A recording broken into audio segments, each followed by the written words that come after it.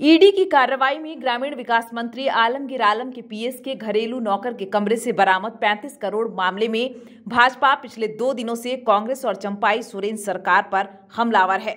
खास तौर पर प्रदेश अध्यक्ष बाबूलाल मरांडी लगातार पत्रकारों से बातचीत के दौरान चंपाई सरकार के साथ कांग्रेस को घेर रहे हैं।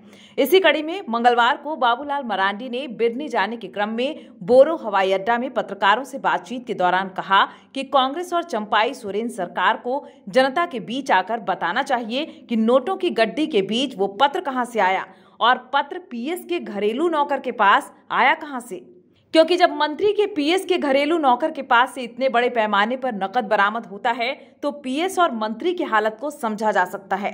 और जब ईडी इन्हें पकड़ती है तो उसे वो भाजपा की साजिश बताना शुरू कर देते हैं।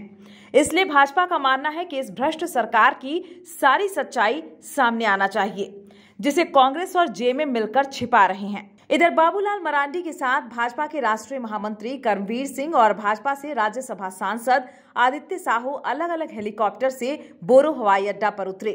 यहां उनके स्वागत में कोडरमा विधायक नीरा यादव, भाजपा जिला अध्यक्ष महादेव दुबे समेत कई भाजपा नेता मौजूद थे। हवाई अड्डा से सभी बिरनी के पेशाम रवाना हुए, जहां 16 मई को पीएम मोदी की चुनावी रैली होनी है। कांग्रेस पार्टी को झारखंड मुक्ति मोर्चा को बतानी चाहिए कि वो किसका, क्योंकि लोग बार बार कह रहे थे कि भाई ईडी वाले हम लोगों को परेशान कर रहे हैं, बीजेपी षड्यंत्र कर रही है जानबूझकर। लेकिन आप तो बिल्कुल स्पष्ट हो चुका है, आलमगीर आलम निजी सचिव और उनके स्टाफ के घर 35 करोड़ केस।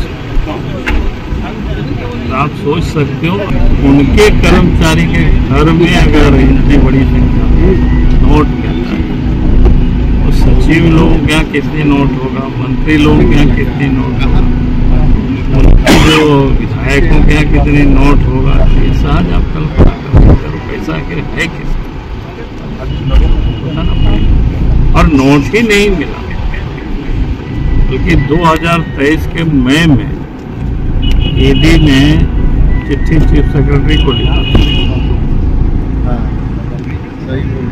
कि जो तथ्य मिला था उस पर कार्रवाई करने की।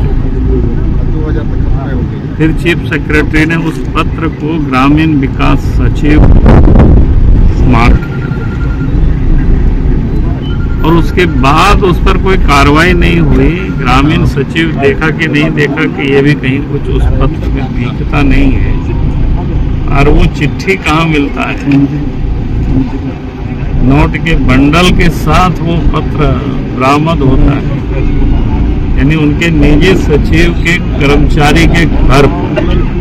न्यूज विंग के लिए गिरिडीह से मनोज कुमार पिंटू की रिपोर्ट। कमाल करते हो जी, बच्चे घूमने की इतनी जिद कर रहे हैं और तुम हो कि तुम्हें फुर्सत ही नहीं मिल रही। अब इतनी गर्मी में जाए तो जाए कहाँ? इस गर्मी में मस्ती और फन का आ गया है परफेक्ट डेस्टिनेशन वाइल्ड वादी, जहाँ है water park, bird park, flower park, trampoline park, amusement park, 250 feet लंबा, जिप लाइन और क्रिकेट स्टिमुलेशन का खूबसूरत नजारा। वाइल्ड वादी, 10 माइल चौक, रांची। वाइल्ड वादी यानी अनलिमिटेड फन और अनलिमिटेड मस्ती।